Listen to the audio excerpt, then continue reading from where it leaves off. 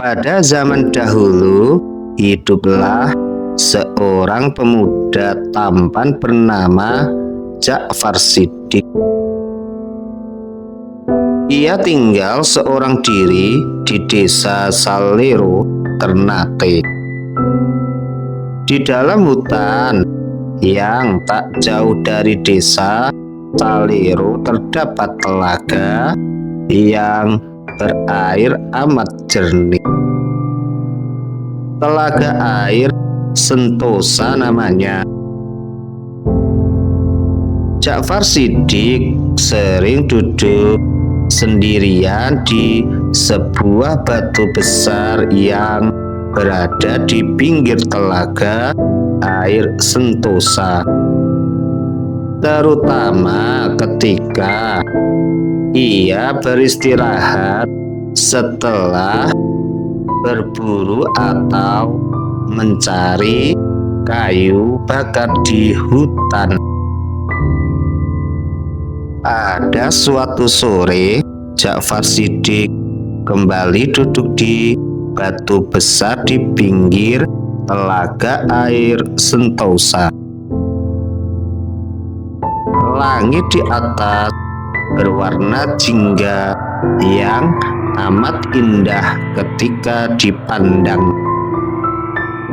Seperti tak puas-puasnya, Ja'far Shiddiq melihat keindahan langit ketika itu.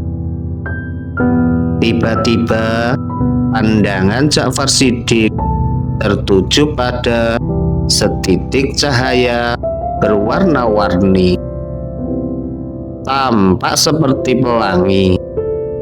Kian jelas Ja'far Shiddiq mengamati. Kian jelasnya pelangi itu. Pelangi itu kian membesar dan memanjang. Ujung pelangi jatuh di atas permukaan telaga air Sentosa.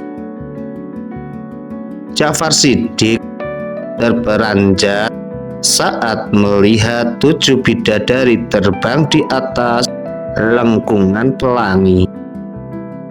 Ketujuh bidadari itu terbang menggunakan selendang yang serupa dengan 7 warna pada pelangi. Masing-masing bidadari mengenakan pakaian berwarna merah, jingga, kuning, hijau, biru, nila, dan ungu. Ja'far Shiddiq segera bersembunyi di balik batang pohon besar setelah 7 bidadari itu hampir tiba di permukaan telaga.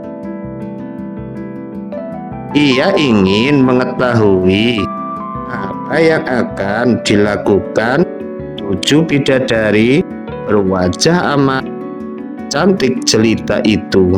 Ketujuh bidadari itu lalu melepaskan selendangnya masing-masing dan meletakkannya di atas bebatuan yang tak jauh dari telaga.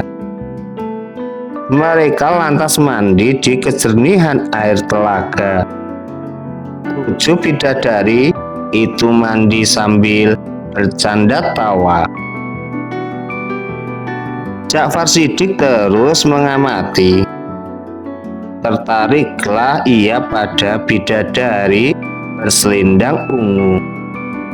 Ia ingin memperistrinya. Ja'far Shiddiq lantas berjalan mengendap-endap mendekati selendang yang tergeletak. Diambilnya selendang berwarna ungu dan disembunyikannya di balik bajunya. Ketika hari menjelang malam, 7 bidadari itu berniat kembali ke kayangan. Si bidadari berselendang ungu yang merupakan adik paling bungsu tampak kebingungan karena tidak menemukan selendangnya. Keenam kakaknya berusaha turun mencari, namun selendang itu tidak juga mereka temukan. Pelangi yang hampir pudar membuat keenam kakaknya si bidadari bungsu harus segera kembali pulang ke kayangan. Mereka terpaksa meninggalkan si bidadari bungsu sendirian seraya berpesan, "Baik-baiklah engkau menjaga diri." Si bidadari bungsu hanya bisa bersedih hati meratapi nasib malangnya.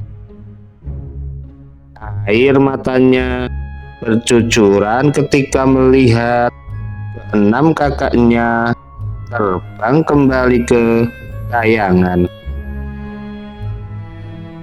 Ketika si bidadari bungsu tengah meratapi nasibnya, Ja'far Shiddiq keluar dari tempat persembunyiannya dan menghampiri. Sapanya, "Maaf adik, siapakah engkau ini? Mengapa pula engkau berada di telaga ini sendirian? Tidakkah engkau takut sendirian di tempat ini?" Si bidadari bungsu terkejut mendengar sapaan Ja'far Shiddiq. Ditenangkannya kegugupannya sebelum menjawab sapaan Ja'far Shiddiq. "Tuan, namaku Oki Nurfaisyah. Aku kehilangan selendang hingga tidak bisa pulang kembali ke kayangan."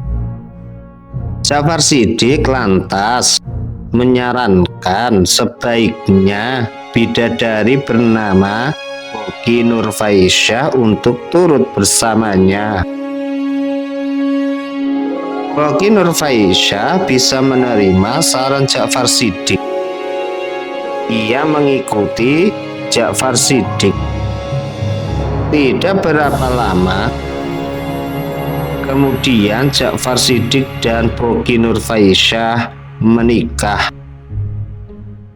Selama mereka tinggal serumah, Ja'far Shiddiq menyembunyikan selendang Oki Nurfaisyah di punggungan rumahnya.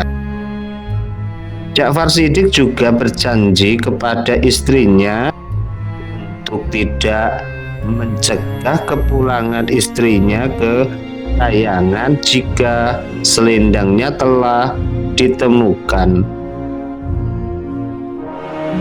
Waktu terus berjalan, kehidupan keluarga Ja'far Shiddiq terlihat rukun dan damai. Ja'far Shiddiq juga telah dikaruniai 4 anak lelaki. Ja'far Shiddiq mendidik keempat anaknya dengan baik. Ia membekali keempat anaknya yang semuanya laki-laki itu dengan ajaran agama Islam. Ja'far Shiddiq sangat berharap keempat anak lelakinya itu akan tumbuh menjadi orang-orang yang baik kelakuannya dan kelak akan hidup dalam kebersamaan. Walaupun telah hidup berbahagia dengan suami dan keempat anaknya, namun Oki Nurfaisyah tetap juga berniat kembali ke kayangan. Pada suatu hari, ia melihat pelangi yang muncul indah di atas bumbungan rumah. Ketika ia tengah mengamati pelangi, mendadak pandangannya terantuk pada sehelai kain berwarna ungu yang terselip di bumbungan rumah. Betapa terperanjatnya ia ketika berhasil mengambil kain yang tak lain adalah selendangnya. Betapa kecewanya ia pada suaminya. Selama itu suaminya telah berbohong padanya. Kekecewaan yang dirasakan berubah menjadi sebuah kemarahan. Ia akan kembali ke kayangan tanpa lagi berpamitan dengan suaminya. Sebelum berangkat, Oki Nurfaisyah menghampiri keempat anak lelakinya dan berpesan, "Hendaklah kalian senantiasa hidup rukun dan saling menolong. Saling sayang menyayangilah kalian berempat, karena kalian berasal dari orang tua yang sama. Senantiasa ingatlah kalian pada pesan ibu. Taat dan patuhi perintah dan nasihat ayah kalian." Oki Nurfaisyah lantas mengenakan selendangnya dan tubuhnya melayang. Terbanglah ia kembali ke negeri kayangan. Keempat anaknya hanya bisa menatap kepulangan ibu mereka dengan tangis sedih. Semakin jauh tubuh ibu mereka, semakin keras tangisan keempat anaknya. Ja'far Shiddiq terperanjat ketika pulang dari ladang dan mendapati keempat anak lelakinya menangis. "Apa yang terjadi?" tanyanya. "Mana ibu kalian?" Keempat anak lelaki itu lantas menceritakan kejadian berkenaan dengan ibu mereka yang telah kembali ke kayangan. Ja'far Shiddiq sangat sedih. Ingin ia terus bersama dengan istri yang amat dicintainya untuk mengasuh dan merawat keempat anak lelakinya. Namun semua harapan dan keinginannya telah musnah, menguap bagai air embun terkena panasnya sinar sang mentari. Ja'far Shiddiq sendirian mengasuh, merawat, dan mendidik keempat anak lelakinya. Senantiasa ia mendidik keempat anaknya itu dengan ajaran agama Islam.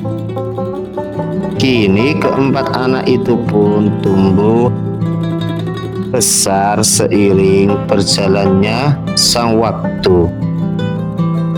Keempat anak pun menjadi pemuda-pemuda yang baik akhlaknya dan taat beragama.